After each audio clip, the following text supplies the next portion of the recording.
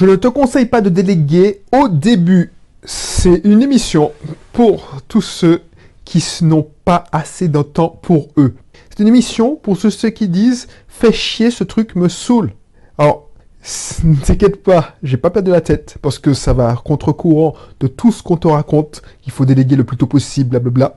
Mais je développe tout ça dans quelques instants. Cédric, si t'es pas encore abonné à cette émission, tu te dis, mais c'est quoi ce malade qui me raconte peut-être n'importe quoi, le mec, je vois partout qu'il faut déléguer, et lui, il me dit ne pas déléguer, surtout au début. Dans cette émission, on parle d'entrepreneuriat, d'investissement, on parle surtout de la partie état d'esprit. On parle d'état d'esprit, je te donne des techniques, là c'est une émission technique, parce que il y a une émission plus philosophique, plus mindset. Là, j'essaie d'alterner régulièrement les émissions techniques et les émissions un peu plus philosophiques. Là, c'est une émission technique où je te fais part de mon expérience. Mon expérience quand j'ai débuté dans l'entrepreneuriat, débuté mon activité en ligne. Reste abonné, abonne-toi, parce que c'est hyper intéressant si tu veux lancer ton activité ou même si tu veux investir tout simplement, puisqu'il faut tout voir, même si tu fais de l'investissement locatif, comme un business à part entière. Donc abonne-toi sur la plateforme de ton choix. Voilà. Donc, lancer sa propre activité, c'est revêtir plusieurs habits, prendre plusieurs casquettes, faire des tâches qu'on n'a pas envie de faire. Pourtant, elles sont nécessaires pour faire tourner la boîte. La plupart des gens vont te dire, et il me semble que je te l'ai déjà dit, hein, parce que, tu vois, au fil des... Heureusement, je ne reste pas figé sur ma façon de penser. Au fil des émissions, au fil des années, puisque ça fait combien de temps qu'on a lancé Bisoft Team? Bisoft Team, c'était en 2008, fin 2008-2009. My Cat is Witch, le blog de l'indépendance financière, ça a été lancé, il me semble, en 2013, si c'est pas 2014, donc ça fait déjà 3 ans. En 3 ans, j'ai évolué. Quand tu m'as connu, si tu me suis depuis le début, j'étais à Lyon, j'étais responsable informatique, là je suis en Martinique. Donc tu vois, ma pensée ne reste pas figée, elle reste je continue à évoluer, alors peut-être en bien ou en mal, je sais pas, mais au moins je ne reste pas figé. Donc il me semble que j'aboyais avec le troupeau, la meute, et je disais, ouais, il faut déléguer, parce que tout le monde le disait, donc c'était normalement vrai. Effectivement, les gens qui ont du succès délèguent. Mais je te dis, ne délègue pas au début. Pourquoi je te dis ça? Parce que les gens, ils vont te dire, dès que tu peux déléguer, délègue ce qui te fait chier, garde ton cœur de métier, là, ta plus-value. Je suis d'accord? Peut-être, ils ont partie raison. Car, quand une tâche te prend la tête, cela peut être pour certains, peut-être que toi, tu n'aimes pas la vente.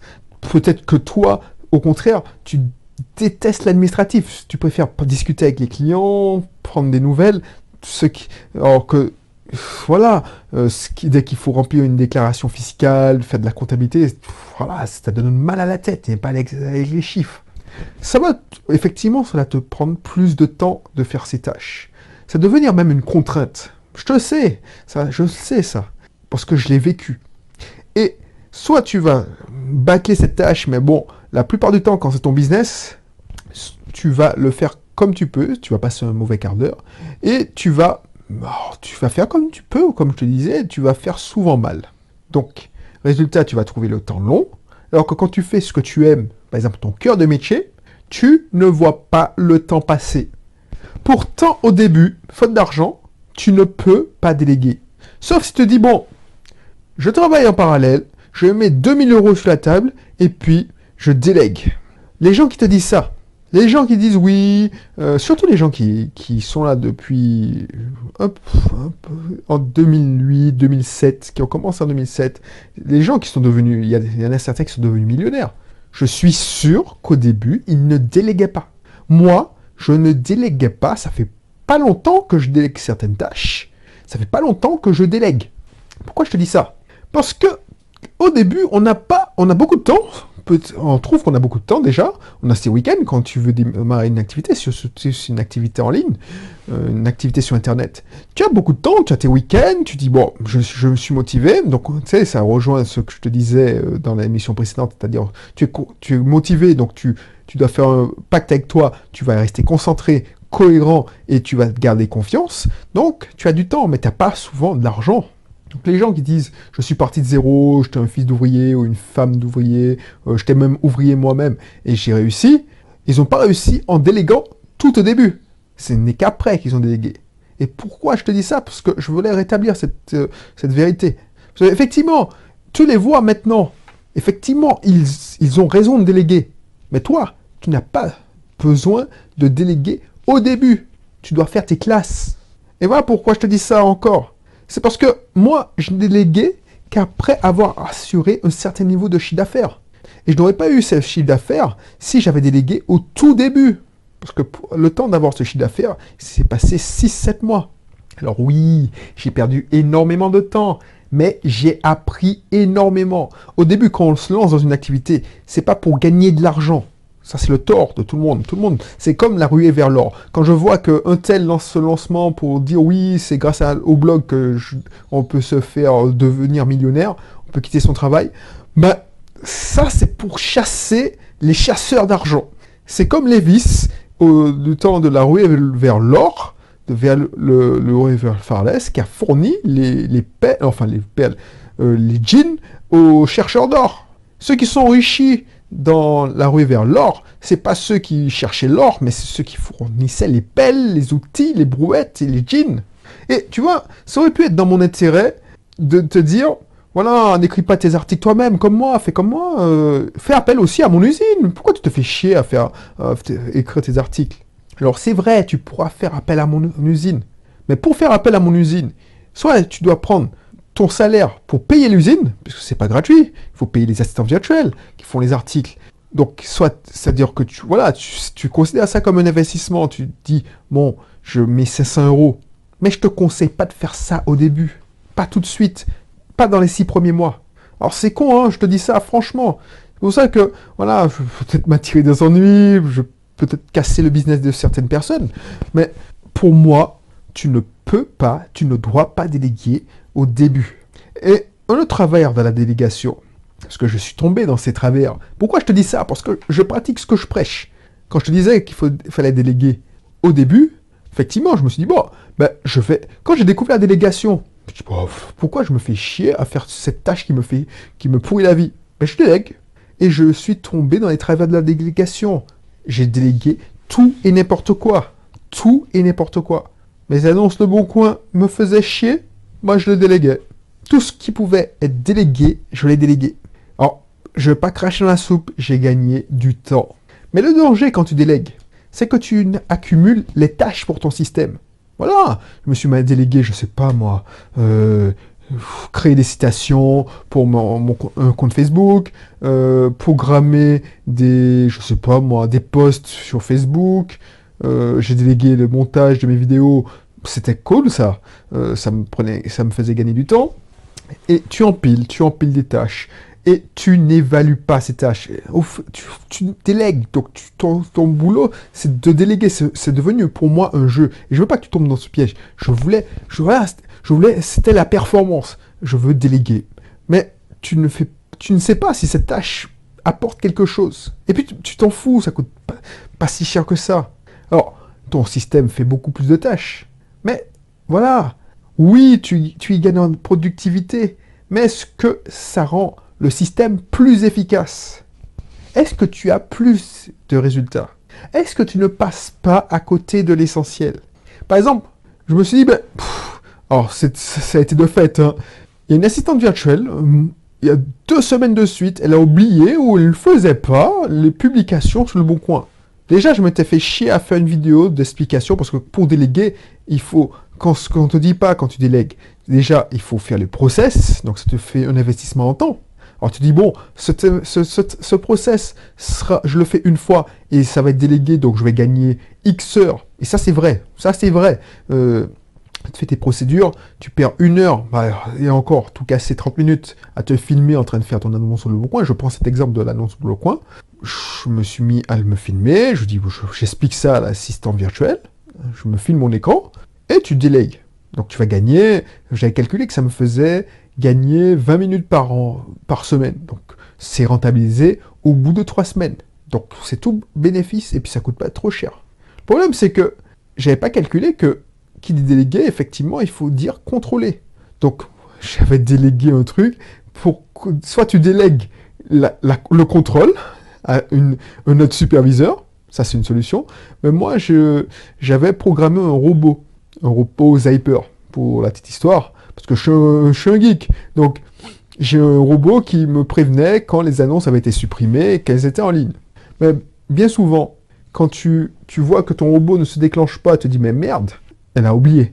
Ou elle l'a pas fait parce que, bon, tu sais, les assistants virtuels, certains sont débordés et elles se consacrent elles font passer des clients plus importants que une petite tâche bon coin qui lui fait gagner, je sais même pas, quelques dizaines d'euros, si c'est tout ça, par mois, quoi. Donc, voilà. Donc, du coup, non seulement ça te porte du stress, donc tu dois contrôler, et même si tu mets des systèmes pour contrôler, ben, il faut parer au... Soit tu fais un mail pour dire, bon, ben, fais-le, le travail n'est pas fait, donc ça te fait chier quand même, ça te fait quand même perdre 2 minutes, ça t'as fait un mail type, mais bon, on s'en fout. Et puis, ça, tu vois, ça te bouffe du temps, et tu fais du travail de management. Alors que cette tâche-là me coûte, et je l'ai réinternalisé, c'est-à-dire, je le fais moi-même, parce que, franchement, ça vaut pas le coup. Je le fais en 15 minutes, en utilisant mon process que je décris en détail dans ma formation IMO. Je le fais en 15 minutes en discutant, je sais pas moi, en écoutant un podcast, en écoutant je sais pas, en écoutant de la musique. C'est presque de la détente, même si j'aime pas ce mot-là. C'est pas du travail. Donc, fais attention à ça. Ensuite, le problème, c'est que quand tu délègues, quand tu penses à déléguer, tu cherches à déléguer au maximum, tu passes à côté d'une chose encore plus importante. Tu ne cherches pas à automatiser. Tu ne cherches pas à automatiser beaucoup plus. Je dis ça parce que, automatiser, ça a un coût plus important. Je te parle en connaissance de cause, c'est mon métier. Quand tu veux automatiser une tâche, ben, il faut la mettre en place, cette automatisation. Donc, déléguer, c'est qu'une procédure à faire, c'est-à-dire à rédiger. Une procédure à rédiger, soit tu l'écris, soit tu filmes ton écran. Donc, si la tâche te prend 1 heure, c'est 1 heure que tu vas passer. Donc, voilà, si tu te dis, tiens, je vais déléguer cette tâche-là, bah, tu fais cette tâche, comme d'habitude, et tu profites pour filmer ton écran. Bon, comme tu expliques, ça te prend... Alors, imagine que la tâche fait 1 heure, tu vas prendre 1 heure 10, 15.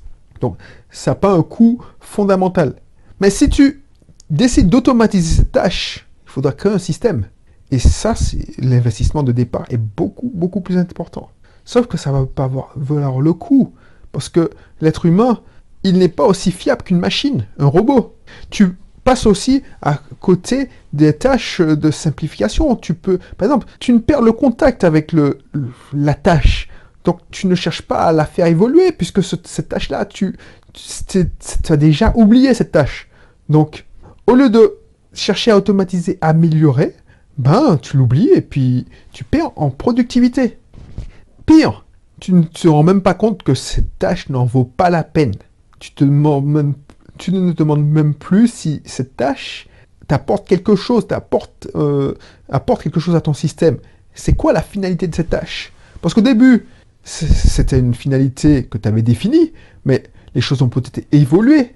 Payer un assistant virtuel, je prends mon cas, à programmer des posts Facebook de citations qu'elle avait déjà rédigés, qu'elle avait utilisés en utilisant, je sais pas moi, le site Canvas ou Befunky. Est-ce que ça a renforcé le lien avec toi, si tu t'es abonné à une de mes pages Facebook? Est-ce que, quand je faisais mon monteur mettre des animés pendant que je discutais dans les vidéos, est-ce que ça a renforcé le lien avec toi? Alors, tu as trouvé ça sympa, c'était drôle, ça changeait, mais est-ce que le fond a changé? Moi, je ne le vois pas, par exemple, sur le nombre de vues. Les vidéos avec ou sans animé ont sensiblement le même nombre de vues. Et dernière chose, et j'arrête avec la délégation, j'avais tellement délégué, j'étais tellement allé loin dans cette délégation que limite je me faisais chier. C'est grave, hein? Je me faisais chier, et un truc que je supportais pas, c'est surveiller. Je jouais à la police. Je jouais aux gendarmes. Je vois trop de gens qui délèguent leur comptabilité alors qu'ils n'ont même pas essayé. Ça, c'est un autre sujet. Je passe du coq à l'âne, mais excuse-moi. Mais voilà, le premier truc qu'on va te dire, c'est « Ah ouais, il faut déléguer ta comptabilité. » En tant que dirigeant, tu dois savoir lire un bilan financier. Tu dois savoir lire un compte de résultats. Tu dois comprendre un compte de résultats. Et le meilleur moyen de le comprendre, d'apprendre, c'est de le faire toi-même. La comptabilité de ta première année, surtout si tu es un micro-entrepreneur, tu ne vas même pas créer une SAS, mais même si tu es une SAS, par exemple, pour Bisoft Team, les premières années, je remplissais moi-même ma liasse fiscale. La comptabilité de ta première année, tu dois pouvoir la faire, elle est trop simple, tu ne vas pas déléguer ça à un expert comptable. Bien entendu, tu auras mieux à faire quand tu gagneras 10 000 euros par mois, mais au début, au moins les 6 premiers mois, c'est hyper important de faire tes saisies comptables toi-même, des écritures comptables toi-même. Tu dois savoir publier, par exemple, un post Facebook ou un article sur ton blog WordPress. Il ne faut pas sortir de Saint-Cyr. C'est 10 minutes d'apprentissage et qui va te permettre de t'en sortir si ton assistant virtuel te plante, par exemple.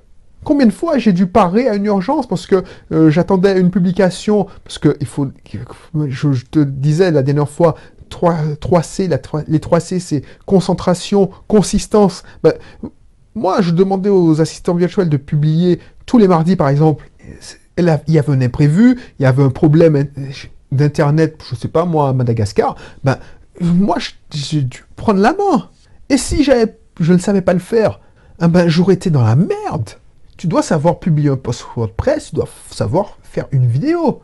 Surtout au début. Parce que il faut pas avoir peur. Au début, tu n'auras pas d'audience, donc personne ne va voir que tu es ridicule, que c'est mal fait, qu'il y a des fautes d'orthographe. Pendant longtemps, B permis, parce que je suis pas un champion d'orthographe, B permis était criblé de fautes d'orthographe. Les gens, ils m'envoyaient un mail des gens inutiles d'ailleurs, parce qu'ils ne reprenaient pas le fond, ils prenaient la forme. Je suis désolé. Donc les gens inutiles disaient « Ouais, vous êtes mauvais en orthographe, apprenez à parler le français. » Ouais, peut-être. Mais je m'en foutais, parce que déjà, l'audience du site n'était pas celle d'aujourd'hui. Et puis, j'apportais de la valeur aux gens, parce qu'il y en a plein qui achetaient mon livret, mon guide électronique, là, mon premier guide électronique, les démarches pour créer une auto-école. Ben voilà, ça servait, et ça a permis à de nombreux gérants d'ouvrir leur auto-école. Donc au début, c'est pas la peine que ce soit parfait. Il faut se lancer, il faut garder la cohérence, la consistance et la confiance. Et pour ça, il faut apprendre. Et puis, si tu ne sais pas faire, comment tu pourras déléguer? Tu vois, pour bien déléguer, il faut savoir exactement en quoi consiste la tâche. Avant de déléguer une tâche, je sais la faire. Je sais combien de temps ça fait. Quand tu payes un assistant virtuel à l'heure, puisqu'on peut les payer à l'heure, tu peux les payer au forfait, tu peux les payer à l'heure. S'il te dit oui, pour un post Facebook, il faut 30 minutes et tu l'as jamais fait, bah tu peux croire que c'est vrai. Tu vois ce qu'on veut dire? C'est pour écrire un article, ça lui prend... Il te dit que c'est 2 heures l'écriture d'un article, alors que toi, quand tu le fais, un article de 1000 mots par exemple, ça te prend 1 heure. Et si tu as l'orthographe automatique, ça te prend 30 minutes de correction, allez, même 10 minutes. Tu sais qu'il te dit une connerie, il se fout de ta gueule. Alors tu m'as dit, oui, Belrix, tu peux bien parler de toi, tu es un informaticien, moi, je n'y connais rien en technique, donc voilà, j'ai besoin de déléguer. Oui, c'est sûr, mais moi, quand j'ai commencé, j'étais une bille en comptabilité. Et je me suis formé, alors j'ai pas acheté une formation, je suis pas allé à la fac, j'ai pas pris des cours du soir, c'est pas le but. On est à l'ère de l'information. Je suis allé alors, il n'y avait pas encore Amazon, ou il y avait peut-être Amazon, mais j'ai acheté un livre, La compta pour les débutants. J'ai appris avec ça. J'ai pris mes premières classes, j'en ai bavé, comme on dit chez moi, j'ai pété ma tête dessus. Mais au moins, la compta pour les nuls, ben, j'ai pu apprendre le passif, l'actif, les comptes de clients, le compte 411, les comptes de fournisseurs 401, la comptabilité à deux entrées, bref. J'ai fait mes classes. Ceux qui ont acheté, qui sont inscrits dans ma formation reprendre une auto-école, mieux gérer votre auto-école, voient la démonstration. Maintenant, je peux voir n'importe quel bilan de société.com et ça me sert dans la vie de tous les jours. Je peux connaître la situation d'endettement, enfin bref, je connais précisément, même si je ne connais pas l'auto-école, et j'en fais la démonstration dans la formation. Je prends une auto-école au hasard, une SARL au hasard sur société.com. Ensuite, et je te le dis, je ne suis pas allé sur... Je fais des déductions, je dis, ouais, cette auto-école a fait ça, ça, ça, elle a ouvert un deuxième cabine, bureau cette année-là, puisque il y a l'historique, et elle a perdu de l'argent, elle a perdu des voitures, tout ça. Et quand je suis allé dans le site de l'auto-école, on a pu vérifier toutes ces hypothèses. On en apprend beaucoup quand on sait lire un bilan. Et ça sert beaucoup si tu es un investisseur. Si tu investis en bourse et tu sais lire des bilans. Moi, quand j'investis, je lis les bilans. Tout le monde cherche tout le monde dit, ouais, la bourse, c'est difficile.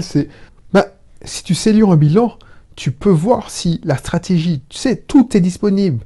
Les bilans financiers, il y a tout, il y a le rapport de gestion qui fournit avec, tu vois la stratégie, tu sais si ça tient la route, si tu sais, ben ça, je l'ai fait petit à petit, j'ai pas réussi dans la première année, mais à force de faire moi-même mes bilans, à force de faire moi-même mes comptes de résultats, à force d'en baver, parce que je te dis, oui, la première année, j'ai passé 2 jours